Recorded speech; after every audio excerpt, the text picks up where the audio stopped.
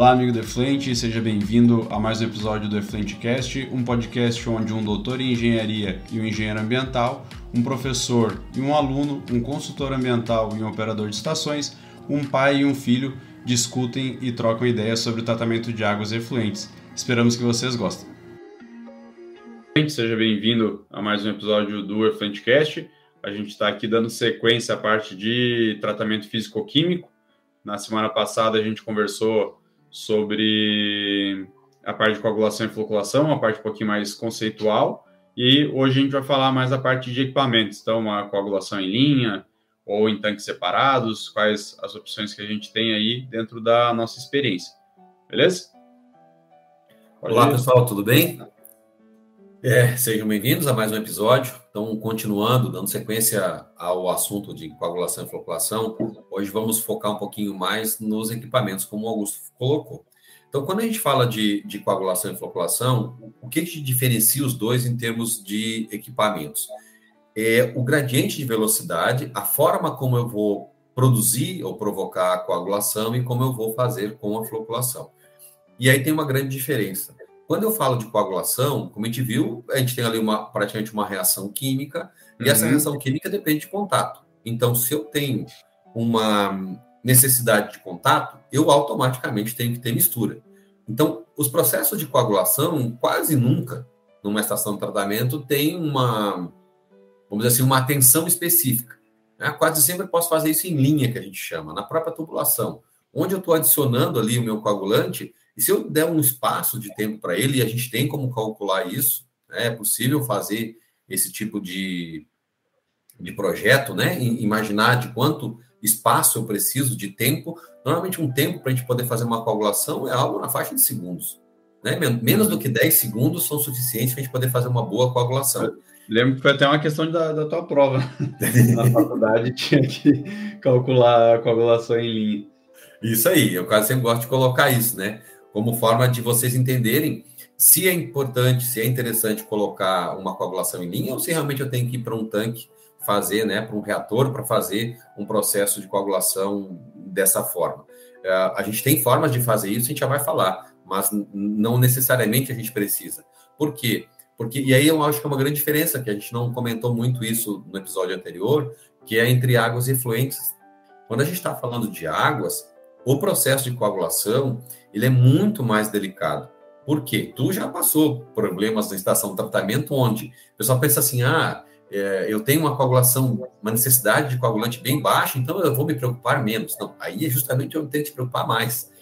Possivelmente vai ter que diluir o teu coagulante, porque como a dosagem é muito baixa, né, esse processo de interação é muito mais difícil.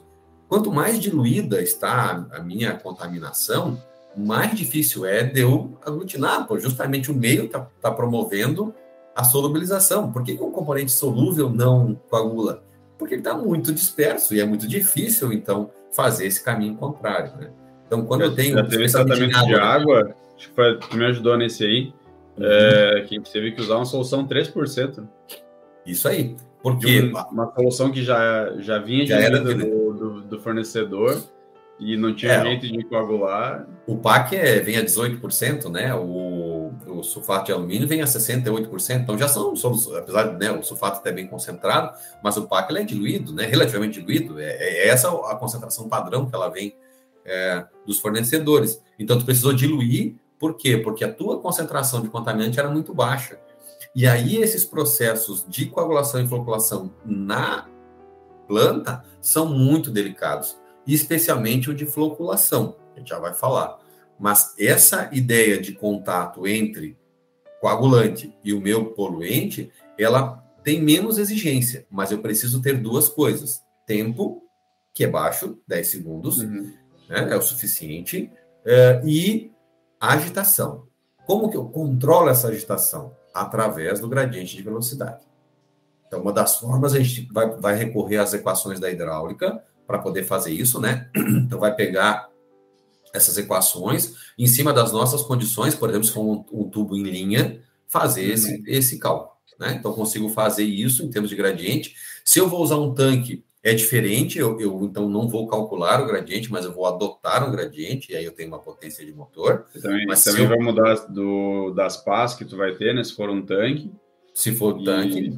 E uma das diferenças também, às vezes, é a própria disponibilidade de uma otimização de espaço, né? Sim. Que hoje é muito comum em sistemas de flotação o pessoal aproveitar o espaço embaixo do flotador para fazer a coagulação, em linha daí. E floculação. Acaba fazendo os dois. Na entrada. Alguns flotadores tu enxerga como um sistema de coagulação e floculação em tanques antes do flotador, né?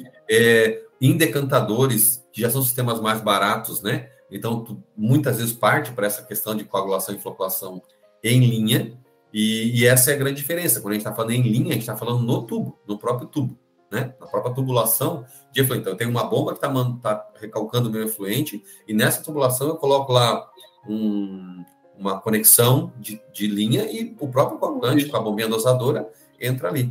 E aí esse é o cuidado que a gente tem que tomar, né? Em linha, se eu estou atendendo o gradiente de velocidade. E o tempo. Para a coagulação, de novo, é menos exigente. Então, eu tendo um gradiente de velocidade entre 300 e 1.200, é suficiente para poder fazer essa minha coagulação. Especialmente para efluente. Eu estou falando isso para água, né? A água normalmente é esse o limite que eu estou falando aqui. Para efluente, eu não vi esses limites muito claros. Por quê? Para efluente é menos exigente, né? Qualquer processo de mistura vai dar conta de... É mais fácil, né? É muito mais fácil. Que quer, né? Eu tenho muito mais matéria orgânica, né? E é mais tranquilo de tu ajustar também, né? O ponto de floculação, né? Tu vai ter um tratamento de água, é muito mais restrito o uso de um floculante, por exemplo. Normalmente, subsequente o processo físico-químico vai ter um filtro, né? Se passar do ponto de floculação, pode criar uma camada em cima do filtro e vai estar perdendo água, porque tu vai ter que parar, vai ter que fazer uma retrolavagem, etc. Isso aí, eu queria ver contigo um negócio. Por exemplo, quando a gente... Em tanque, não me parece ser tão preocupante eu ter uma vazão mais baixo no sistema do que o projetado. Mas em linha, qual que seria o impacto? Porque eu vou ter um gradiente em linha pensado para vazão nominal do sistema.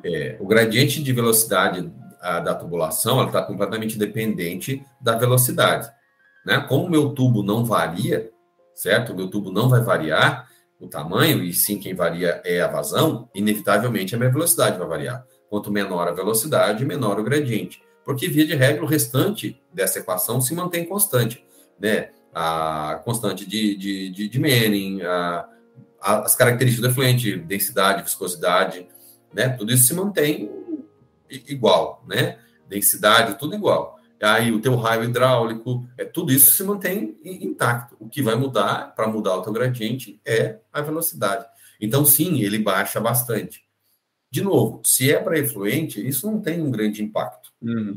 Agora, se é para água, daí sim, isso pode ter um grande impacto. Então, se você tem essa possibilidade de variação, qual é a dica?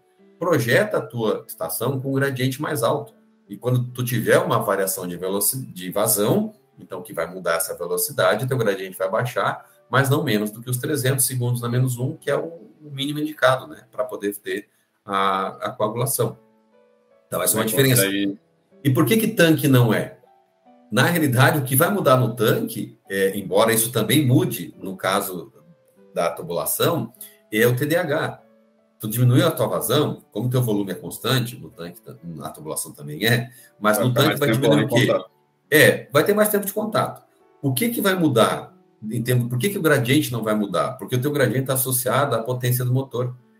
E a agitação que esse motor está fazendo em termos de rotação, né? Até que tu calcula o RPS, ou RPM, né? A rotação que eu tenho para esse tanque. Então, por isso que não vai mudar. Então, se eu tenho lá um tanque com X, 2 HP, e ele está me dando lá, sei lá, 100 RPM de rotação, tá ok, está acontecendo o processo de coagulação, meu gradiente está sendo mantido. Porque justamente a potência foi determinada a partir de um gradiente e de um volume, que não vai mudar com a vazão, né? Então, o que só vai alterar é o tempo mesmo. Essa acho que é a grande diferença dessa pergunta que tu fez aí. E aí, qual seria o impacto de mudar esse tempo?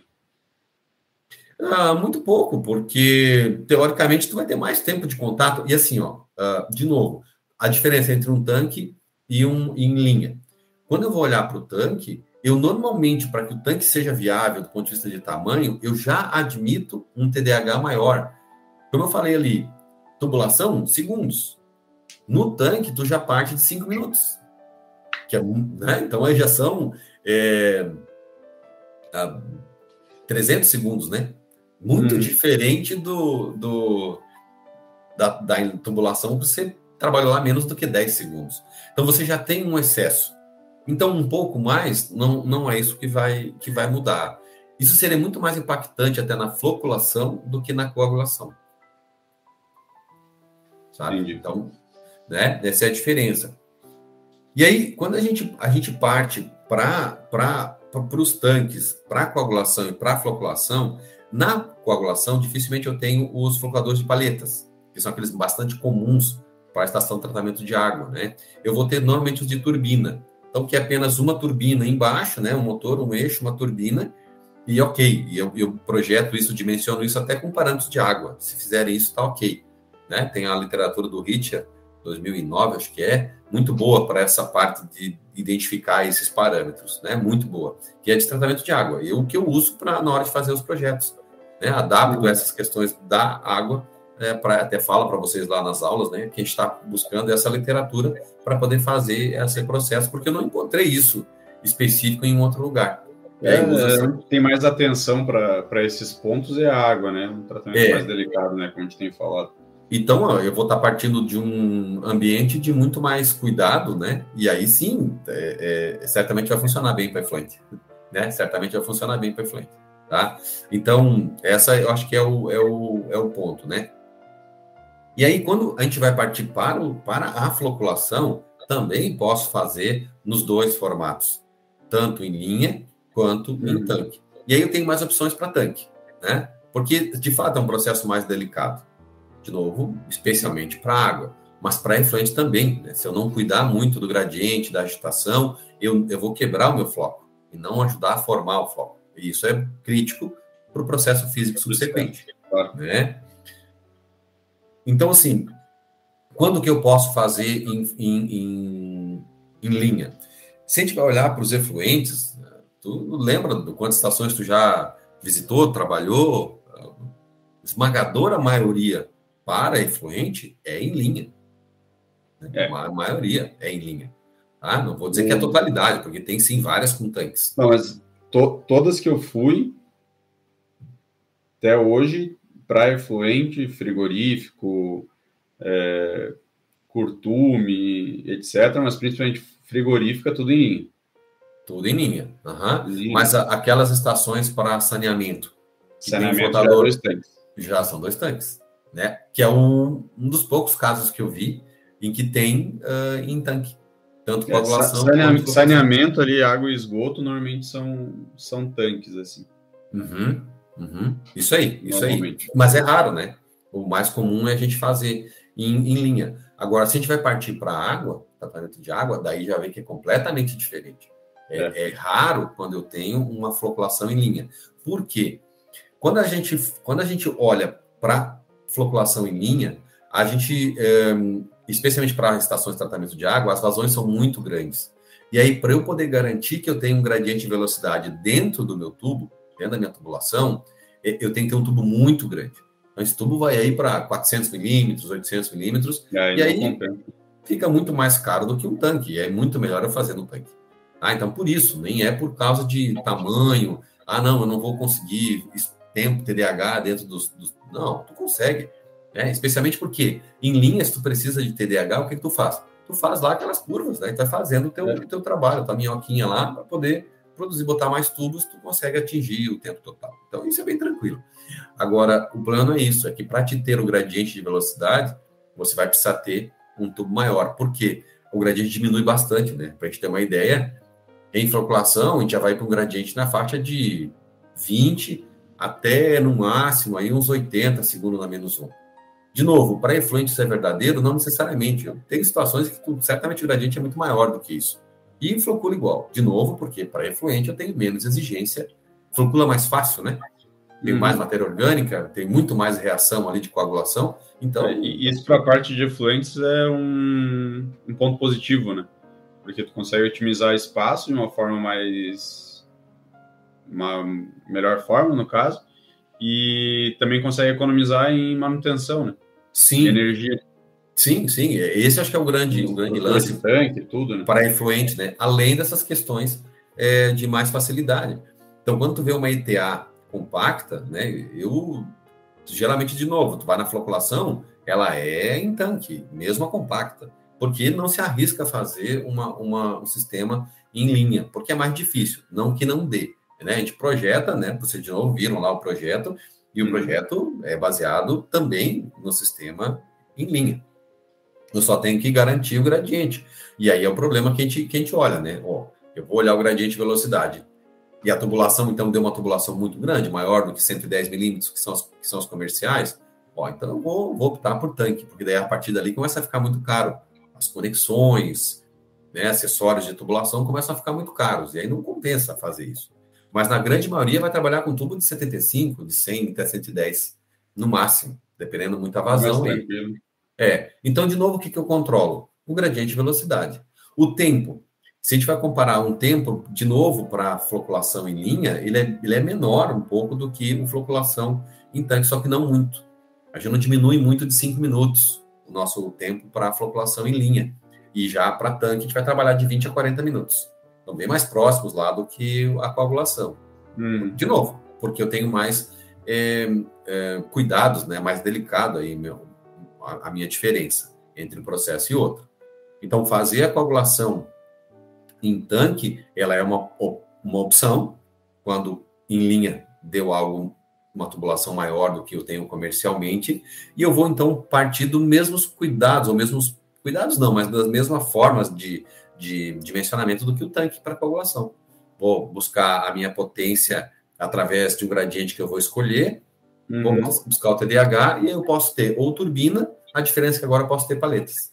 E aí nas paletas eu tenho bem mais detalhes para poder fazer o dimensionamento. E aí normalmente se opta quando eu tenho tratamento de água, e não quando eu tenho de efluentes. Efluentes normalmente também é turbina.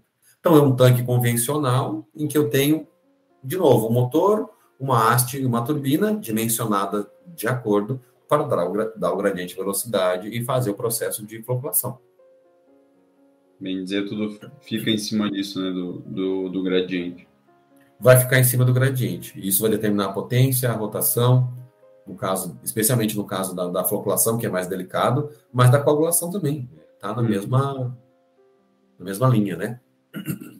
Certo? Show de bola.